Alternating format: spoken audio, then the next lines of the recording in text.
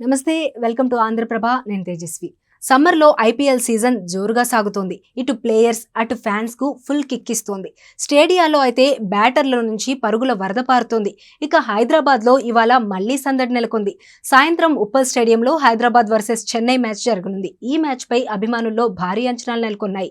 Sun Risers బ్యాటర్ల విధ్వంసం చూసేందుకు fans ఆరాటపడిపోతున్నారు. దాంతో ధోని బ్యాటింగ్ విన్యాసాలు చూసేందుకు కూడా అభిమానులు ఉత్సాహం చూపిస్తున్నారు. ఈ సీజన్లో హైదరాబాద్ జట్టు సన్ రైజర్స్ ఇప్పటి వరకు 3 మ్యాచ్లు ఆడి రెండింట్లో గెలిచి ఒకదానిలో ఓడిపోయింది. అయితే తన బ్యాటింగ్ విన్యాసాలతో మాత్రం తెగ ఆకట్టుకుంటోంది. Travis Head, Abhishek Sharma, Klaasen ఊచకోతను మరోసారి చూసేందుకు హైదరాబాద్ అభిమానులు ఉవ్విళ్లూరుతున్నారు. సన్ రైజర్స్ ఉప్పల్లో ఆడిన గత మ్యాచ్ ముంబై ఇండియన్స్ కు చుక్కలు చూపించింది. హైదరాబాద్ చెన్నై మ్యాచ్ హోరాహోరీగా జరగనుంది. ఇందులో నో డౌట్ ఈ మ్యాచ్ ను చూసేందుకు ఫ్యాన్స్ భారీగా తరలిరానున్నారు. ఇప్పుడు ఈ మ్యాచ్ కు మరో అదనపు ఆకర్షణ యాడ్ అయింది. తెలంగాణ సీఎం రేవంత్ రెడ్డి మ్యాచ్ చూడ్డానికి కుటుంబ సమేతంగా వెళ్లనున్నారు.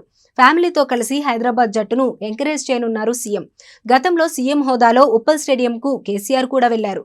9 ఏళ్ల కిందట ఇండియా శ్రీలంక మ్యాచ్ ను ఆయన చూశారు. ఇప్పుడు సీఎం హోదాలో రేవంత్ తొలిసారి ఉప్పల్ స్టేడియానికి వెళ్తున్నారు. సీఎం రేవంత్ కూడా మ్యాచ్ కు వస్తుండటంతో ఫ్యాన్స్ లో జోష్ మరింత పెరిగింది. మరోవైపు ఉప్పల్ స్టేడియానికి ఉన్న కరెంటు కష్టాలు తొలగిపోయాయి. బిల్లులు కట్టలేదని అధికారులు తొలగించిన విద్యుత్ను తిరిగి పునరుద్ధరించారు. దీంతో అభిమానులు ఊపిరి పీల్చుకున్నారు.